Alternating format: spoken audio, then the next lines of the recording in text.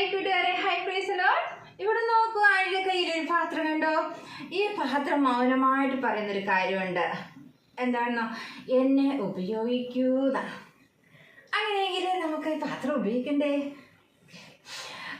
പാത്രത്തിൽ നമ്മൾ ഈ ഭക്ഷണമൊക്കെ ഇട്ട് നമ്മൾ കഴിക്കുമ്പോൾ അത് ഉപയോഗിക്കപ്പെടുകയാണ്. അതുപോലെ ഒത്തിരി പേർക്ക് ഭക്ഷണം ഉണ്ടാക്കാനായിട്ട് പറ്റിയ പാത്രമാണ് കലം.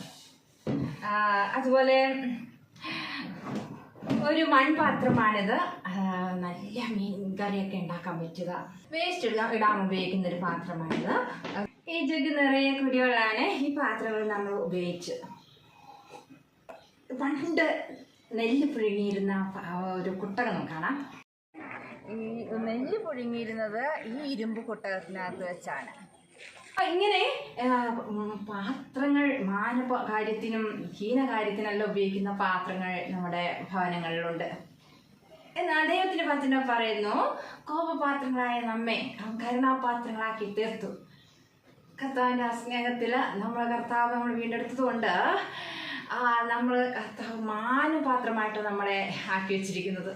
അപ്പോൾ യേശു കർത്താവിന് ഉപയോഗപ്രദം ഏത് സമയത്ത് എപ്പോൾ എങ്ങനെയാണ് കർത്താവ് നമ്മളെ ഉപയോഗിക്കുന്നത് നമുക്കറിയത്തില്ല. അത് എപ്പോഴും റെഡിയായിട്ട് നമ്മൾ അങ്ങനെ ഒരുങ്ങിയിരിക്കണം എന്നാണ് കർത്താവ് ആഗ്രഹിക്കുന്നത്. ഇന്നത്തെ വാക്യം 2 തിമോത്തിയോസ് 2:21. ഇവയെ വിട്ടകന്ന് തന്നെത്താൻ വെടിപ്പാക്കുന്നവൻ വിശുദ്ധവും ഉടമസ്ഥനും ഉപയോഗവുമായി നല്ല വേലയ്ക്ക് ഒക്കെയും ഒരുങ്ങിയിരിക്കുന്ന മാനപാത്രം ആയിരിക്കും. 2 തിമോത്തിയോസ് 2:21. ഇവയെ വിട്ടകന്നെന്ന് പറയുമ്പോൾ അധ്യായങ്ങളിൽ പല കാര്യങ്ങളും പറയുന്നുണ്ട്. അയോഗ്യമായതൊക്കെ വിട്ട് കർത്താവിന് എപ്പോഴും റെഡി ആയിട്ടിരിക്കുന്ന ഒരു മാനപാത്രമായിട്ട്, ഉപയോഗമുള്ള പാത്രമായിട്ട് ഒരുങ്ങിയിരിക്കണം എന്നാണ് ഈ വാക്യം നമ്മളോട് പറയുന്നത്. അപ്പോസ്തലനായ പൗലോസ് കർത്താവിന് വേണ്ടി ഉപയോഗിക്കപ്പെട്ട ഒരു മാനപാത്രമായിരുന്നു.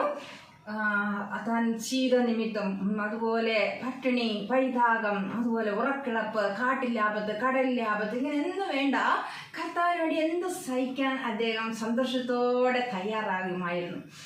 അതുകൊണ്ട് അദ്ദേഹത്തെ ദൈവം ഉയർത്തി ഏറ്റവും മാന്യത കൽപ്പിച്ചു. നമുക്കറിയാം, ബേൽശസ്സർ രാജാവ് ദൈവാലയത്തിലെ പാത്രങ്ങൾ അയോഗ്യമായിട്ട് ഉപയോഗിച്ചു, ദൈവത്തെ കോപിപ്പിച്ചു, ദൈവത്തെ പരിഹസിച്ചു. ആ നിലയിലാണ് അദ്ദേഹം അത് ഉപയോഗിച്ചത്. അപ്പോൾ എന്ത് സംഭവിച്ചാൽ ഉടനടി അതിന് ശിക്ഷ ദൈവം കൽപ്പിച്ചു എന്ന് നമുക്ക് കാണാനായിട്ട് സാധിക്കും. ഇതുപോലെ ദൈവത്തിൻ്റെ കാര്യങ്ങളിൽ ഉപയോഗിക്കപ്പെട്ട പാത്രങ്ങളിലായി നമ്മൾ അയോഗ്യമായിട്ട്, അതിന് ഇഷ്ടമില്ലാത്ത രീതിയിൽ അത് അയോഗ്യമായി കാണപ്പെട്ടാൽ അതിന് നല്ല ശിക്ഷയുണ്ട്. അതുപോലെ അത് മനസ്സിലാക്കി ഒരു മാനസാന്തരം നമുക്ക് ആവശ്യമാണ്. മാത്രമല്ല എപ്പോഴും ഒരു കൊച്ചു പ്രാർത്ഥന, നമുക്ക് യേശു കർത്താവെ അങ്ങനെ ഉപയോഗിക്കണമേ, അങ്ങനെ ഒരു തിരുഹിതം പോലെ ഉപയോഗിക്കണേ എന്നുള്ളൊരു പ്രാർത്ഥന ഏത് നിമിഷവും നമുക്ക് പ്രാർത്ഥിക്കാം. കർത്താവ് നമ്മെ സഹായിക്കട്ടെ. മാനപാത്രമാണു ഞാൻ, മാനപാത്രമാണു ഞാൻ, യജമാനന്റെ പ്രിയപാത്രമാണു ഞാൻ, യജമാനന്റെ പ്രിയപാത്രമാണു ഞാൻ. വിരുദ തെറ്റി താഴെ വീണു പോയാ, വിരുദ തെറ്റി താഴെ വീണു പോയാ, തകർന്ന പാത്രമായിടും, ഹീനപാത്രമായിടും, തകർന്ന പാത്രമായിടും, ഹീനപാത്രമായിടും. മാനപാത്രമാണു ഞാൻ, മാനപാത്രമാണു ഞാൻ, യജമാനന്റെ പ്രിയപാത്രമാണു ഞാൻ. അതിരാവിലെ ഉണർന്നു വചനം വായിച്ചു ധ്യാനിച്ചും പ്രാർത്ഥിച്ചു നല്ല പാത്രമായിടും ഞാൻ. അതിരാവിലെ ഉണർന്നു വചനം വായിച്ചു ധ്യാനിച്ചും പ്രാർത്ഥിച്ചു നല്ല പാത്രമായിടും ഞാൻ. സ്വർഗത്തിൽ എന്നേക്കും സ്ഥിരമായിരിക്കും തിരുവചനം നിറച്ച നല്ല പാത്രമായിടും ഞാൻ. സ്വർഗത്തിൽ എന്നേക്കും സ്ഥിരമായിരിക്കും തിരുവചനം നിറച്ച നല്ല പാത്രമായിടും ഞാൻ.